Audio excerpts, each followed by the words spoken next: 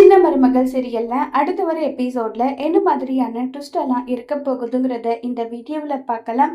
சேது குழந்தையவே யோசிச்சுட்டு இருக்காங்க. அப்ப கருப்பு என்னாச்சு மாப்பிள்ள, நீ நினைச்சபடியே உன் குழந்தை உன்கிட்ட வந்துருச்சு, இப்ப என்ன ரொம்ப சந்தோஷம் தானேன்னு சொல்லிட்டு கேக்குறாங்க. மாம்ச, என்னுடைய பையன் என்கிட்ட வந்ததை நினைச்சு எனக்கு அவ்வளவு சந்தோஷமா இருக்கு. ஆனா என்னுடைய பெண் குழந்தைய தடவி கொஞ்சம் முடியலையே, அதை நினைக்கும் போது மனசுக்கு அவ்வளோ கஷ்டமா இருக்குன்னு சொல்லி வருத்தப்பட்டு பேசுறாங்க. மாப்பிள்ள, ஒரு வாரத்துக்கு இன்னும் 2 நாள் தான் இருக்கு. நீ எதை நினைச்ச கவலைப்படாத. கண்டிப்பா எல்லாம் நல்லதே நடக்கும். அந்த கடவுளோட அருளால உன்னுடைய 2 பசங்களும் கண்டிப்பா உங்க 2 பேரையும் ஒண்ணு சேர்த்தோம். அதை நான் நம்புறேன்னு சொல்லி கருப்பு சொல்றாங்க. கருப்பு மீன் பண்றது என்னன்னா, தமிழ் சேது 2 பேரும் குழந்தை மூலியமா ஒண்ணு சேர்ந்து சந்தோஷமா வாழுவாங்கன்றதுதான். ஆனா சேதுக்கு இது தெரிஞ்சிருது. மாமா, என்ன மாமா பேசிட்டு இருக்க?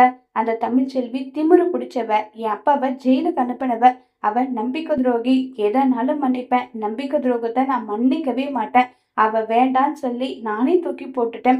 அப்புறம் திரும்ப திரும்ப அவளை என் கூட சேர்த்து வச்சு வாழ வைக்கிறேன்னு சொல்லிட்டு நீங்க சொல்றதெல்லாம் ஏத்துக்கிற மாதிரியா இருக்கு. இப்படி எல்லாம் நீங்க பேசாதீங்க. எனக்கு எல்லாமே என் குழந்தை தான். என் குழந்தைய நல்லபடியா சந்தோஷமா நான் பார்த்துப்பேன். தமிழ் எனக்கு வேண்டாம், ஆனா என் குழந்தைகளை நல்லபடியா நான் பார்த்துப்பேன்னு சொல்லி சேது சொல்றாங்க. ஏன் மாப்பிள்ள, நீ எல்லா விஷயத்தை பத்தியும் வளைவு சுழிவு எல்லாம் யோசிக்கிறியே, தமிழ் இத பண்ணிருப்பாளா பண்ணிருக்க மாட்டாளான்னு ஏன் மாப்பிள்ள யோசிக்கவே மாட்டேங்கிற? கண்டிப்பா அவ இந்த ஒரு விஷயத்த பண்ணிருக்க மாட்டான் என் உள் மனசு சொல்லிக்கிட்டே இருக்கு. செல்லப்பாண்டி மாமா கூட சேர்ந்து தமிழ் இப்படி ஒரு விஷயத்த பண்ணிக்க மாட்டா அப்படின்னு கருப்பு அடிச்சு சொல்றாங்க. யோ, உனக்கு எல்லா விஷயமும் தெரிஞ்சது தானே?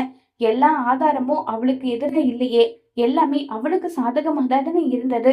அந்த ஜெனியை கூட்டிட்டு போயிட்டு கல்யாணம் பண்ண வச்சு என் அப்பாவை எதிரிங்க முன்னாடி அசிங்கப்படுத்தி அவமானப்படுத்தி என் கண்ணு மூடனாவே அது மட்டும் தான் ஞாபகத்துக்கு வருது. இந்த ஜென்மத்துல அவளை நான் மன்னிக்கவே மாட்டேன்னு சொல்லி சேது அவ்வளோ கோவப்பட்டு பேசுறாங்க.